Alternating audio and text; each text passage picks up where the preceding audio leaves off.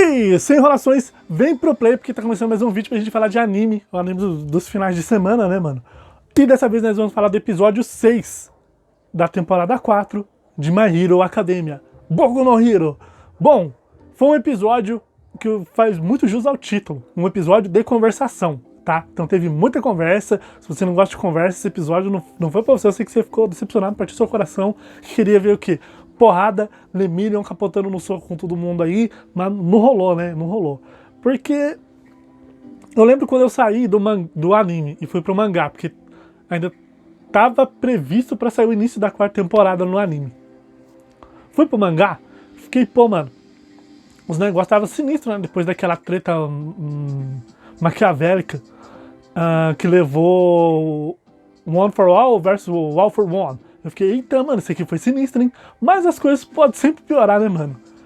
A questão, nesse monte de conversação, é que a gente vê que diferente, por exemplo, da associação de heróis de One Punch Man, os heróis de My Hero Academia têm uma organização muito melhor, saca?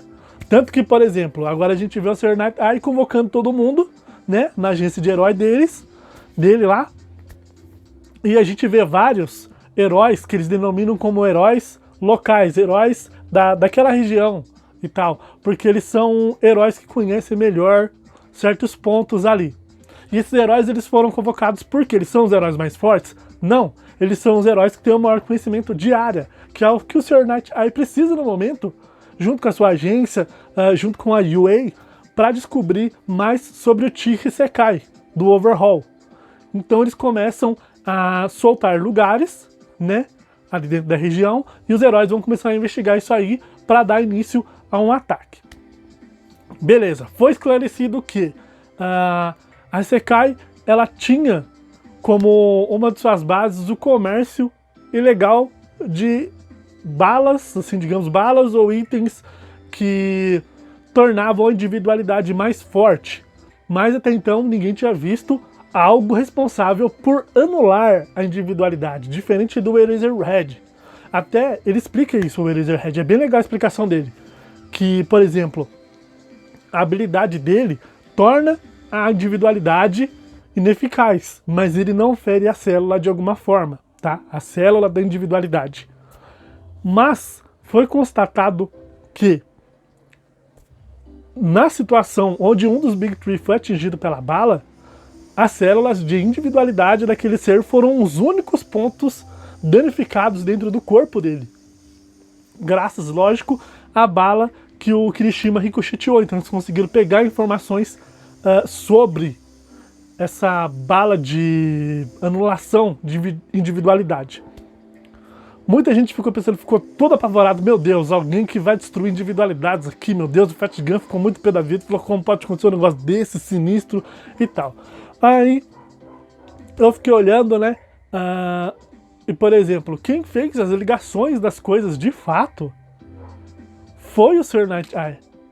Isso que é bem interessante, porque ele pegou as informações do que aconteceu lá com o Fat Gun, tá?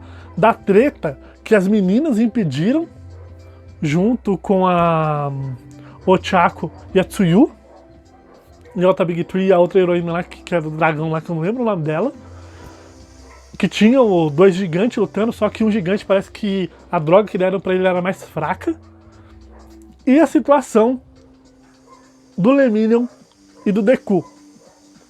Juntou esses 3 pontos, tipo, droga forte demais e droga mais ou menos. A droga que acaba com a individualidade. Tipo, olha pra você ver nesse ponto. Apesar que nas duas situações a gente teve a droga que potencializa a individualidade. Na situação do time da Ochako teve 2, né, que potencializa a individualidade. Então a gente tinha 2 vilões gigantes se degladiando. A diferença é que a droga que um usou era mais fraca que a do outro. Na situação onde tava o Kirishima, o Fat Gun e o maluco lá da Big Three, que eu não lembro o nome também, a situação era um pouco diferente. Porque além de ter a bala que anula a individualidade, também tinha a seringuinha pequenininha que é mostrado lá, o cara injetando nele mesmo, que potencializa durante um determinado período de tempo a individualidade daquele ser, né? E deixa ele bem louco também, nossa. E aí a gente vai lá pro Lemillion e Deku, onde a gente tinha a pequenina da Eri-chan, que é uma fofura. E a situação em que a gente percebe, né, que a Eri tá toda enfaixada e afins, ela tá com o mau medo do Overhaul, ela só se dispõe a voltar com ele quando ela percebe o gesto que ele faz na mão, assim, ó, tipo, meio que colocando a mão pra tirar a luva, saca? Porque tudo que ele toca destrói. Então ela fica com medo e ela vai com o Overhaul. Mas o Lemillion e o Deku, eles perceberam que a Eri-chan estava em perigo. Eles poderiam ter raciocinado muitas coisas, mas eles não raciocinaram como o Sir Night-Eye raciocinou.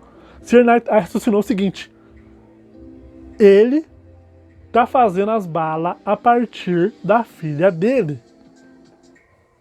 Simples assim.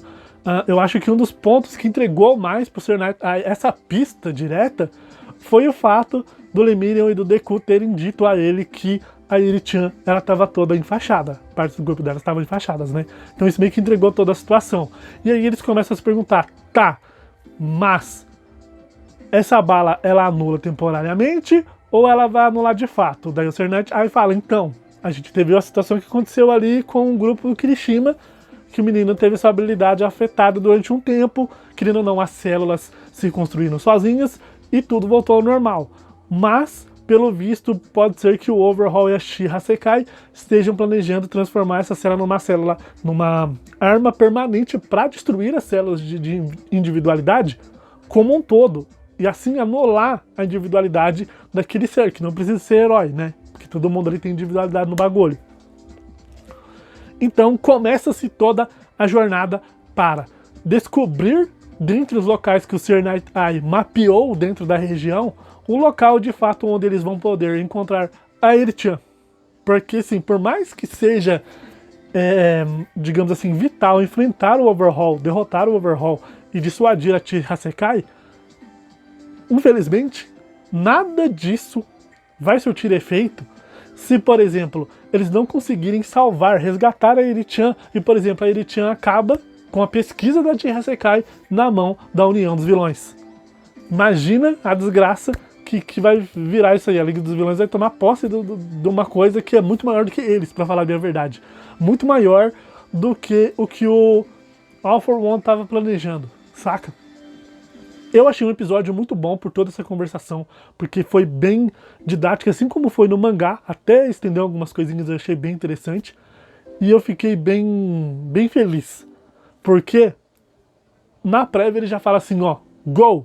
Esse é o nome do próximo episódio. É onde o ataque vai começar, tá? Porque não tem enrolação nesse ponto, eles não podem enrolar de fato mesmo. Tanto que esse é um dos motivos para heróis menores serem escolhidos para estar nessa investigação.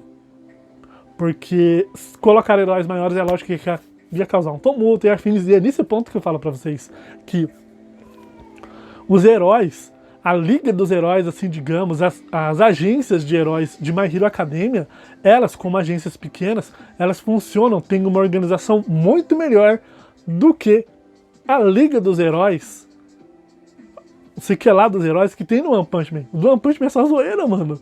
Tipo, normalmente o Saitama que chega lá e salva a parada meio que detonando tudo, né? Eles não têm uma coordenação muito boa.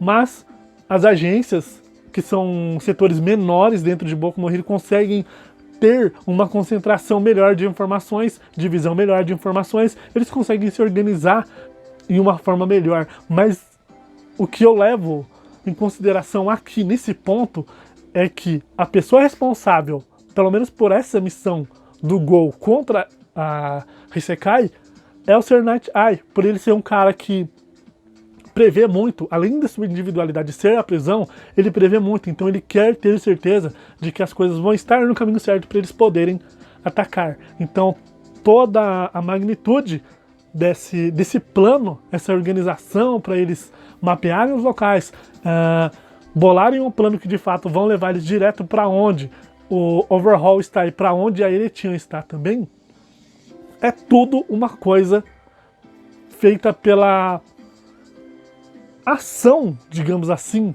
peculiar do Sr. Night-Eye, porque eu acho que ele não quer deixar que nada aconteça ou que ele não veja nada como ele viu no futuro do All Might. Tanto que tinha um herói lá que parecia o Super Choque que falava pra All Might usar a individualidade dele nele pra ver o futuro, né? O Sr. Night-Eye falou que não era assim que a coisa funcionava. Então o Sr. Night-Eye, ele aprendeu muito vendo o futuro do All Might. Então ele aprendeu a ser menos dependente da individualidade dele e ser mais dependente, querendo ou não, da previsão comum que ele consegue através de informações, organizações e mapeação do local, né? E a escolha de heróis. Ele é um cara muito inteligente, eu assisti isso muito da hora. Por exemplo, eu já tinha visto todo esse rolê no mangá, mas vendo o anime é muito interessante. E uma das coisas que é bem tensa no final desse episódio é a frustração. A frustração que fica com o Mirio, a frustração que fica com o Deku. Porque eles sabiam que eles poderiam ter salvo a ele. Porém, foi o que o Sr. Night-Eye disse. O Deku é um cara muito All Might. Ele teria saído no braço e teria salvado a Eri, teria causado um estardalhaço, teria colocado todo o plano do Sr. Night-Eye de sua agência pro água abaixo. Tá? Mas ele salvaria Eri. Poderia causar um transtorno enorme, mas conseguiria salvar. Porém, por outro lado, com o Lemurian, ele já teve um pensamento mais maduro, uma maturidade maior, de manter o disfarce do Deku, eles voltarem e levarem informações para a agência, mesmo meio que ficando nessa situação frustrante depois de não ter salvo a Eri-chan.